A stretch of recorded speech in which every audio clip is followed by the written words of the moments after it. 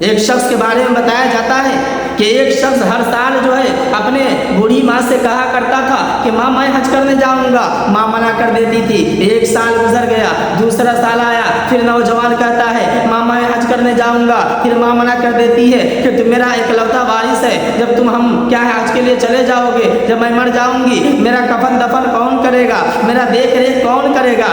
تو ہی تو میرا ایک بیٹا ہے، اس سال رک جاؤ اگلے سال چلا جانا۔ تیسرے سال بھی کیا ہے آ جاتا ہے، حج کا مہینہ آ جاتا ہے، نوجوان کہتا ہے ماں میں حج کرنے جاؤں گا، ماں منع کر دیتی ہے کہ بیٹا رک جا، اس سال بھی رک جا اگلے سال چلا جانا۔ لیکن بیٹا اپنی ماں کی باتوں کو نہیں مانتا، حج کے لیے نکل جاتا ہے، سفر کے دوران میں ہے، راستے میں کیا ہے رات ہو جاتی ہے، ایک جگہ قیام فرماتا ہے، راستے میں میرے دوستو جب کیا ہے نماز کا وقت ہوتا ہے، وہ نوجوان مسجد کے اندر جاتا ہے نماز ادا کرنے کے لیے، اچانک کیا ہے اس گاؤں میں ایک چور آ جاتا ہے، جو چور چوری کر کے مسجد سے گزرتا ہوا اپنے سامان کو مسجد میں پھینک کر کے بھاگ جاتا ہے۔ وہ نوجوان نماز پڑھنے کے لیے مسجد میں گیا تھا، ادھر گاؤں والے اس چور کے پیچھے بھاگتے ہیں، چور مسجد میں سامان رکھ کر کے نکل جاتا ہے۔ گاؤں والے سوچتے ہیں، گاؤں والے یہ کیا ہے قیاس لگاتے ہیں کہ مسجد کے اندر سامان ہے، ایک نوجوان ہے جو نماز پڑھ رہا ہے اور سامان چوری کیا ہے، لیکن اسے معلوم نہیں تھا کہ والدین کے نافرمانی کرنے والا،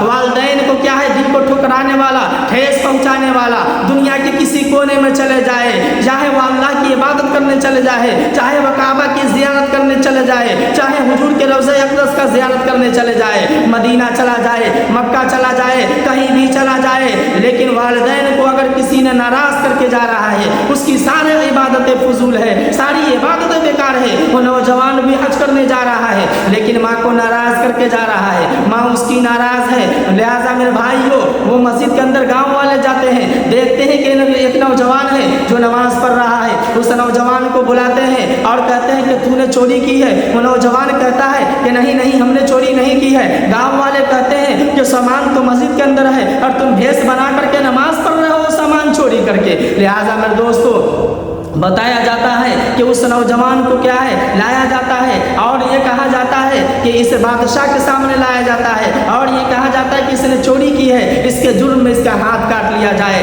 اسے مسجد دکھائی دی ہے، مسجد کے اندر اس نے قدم رکھا چوری کر کے، اس کا پیر کاٹ لیا جائے، اس کی آنکھ نکال لیا جائے۔ وہ نوجوان کہتا ہے کہ بادشاہ سلامت ہم نے چوری نہیں کی ہے، لیکن کیا ہے میرے اوپر اگر الزام آ رہا ہے تو یہ اعلان نہیں کیا جائے کہ اس نوجوان نے چوری کی ہے جس کے جرم میں اس کا ہاتھ کاٹ لیا گیا ہے، نہیں، بلکہ اس نوجوان نے اپنے والدین کی مطلب اپنے بوڑھی ماں کی نافرمانی کی ہے، جس کی وجہ سے کیا ہے اپنے ماں کو ناراض کیا ہے، جس کی وجہ سے اللہ بھی ناراض ہو گیا اور کیا ہے اللہ ناراض ہو گیا، جس کے جرم میں کیا ہے اس کی سزا یہ ہے کہ اس کا ہاتھ کاٹ لیا گیا، اس کا پیر کاٹ لیا گیا، اس کی آنکھیں نکال لی گئی۔ میں نے نوجوانوں سوچو جو اپنے ماں کو ناراض کر کے اپنے والدین کو ناراض کر کے دنیا کے کسی کونے میں جائے، کیا ہے چاہے وہ اللہ کی عبادت کرنے جائے، 70 سال سجدے میں رہے، لیکن اس کی ماں ناراض ہے تو اس کی عبادتیں قابل قبول نہیں ہیں۔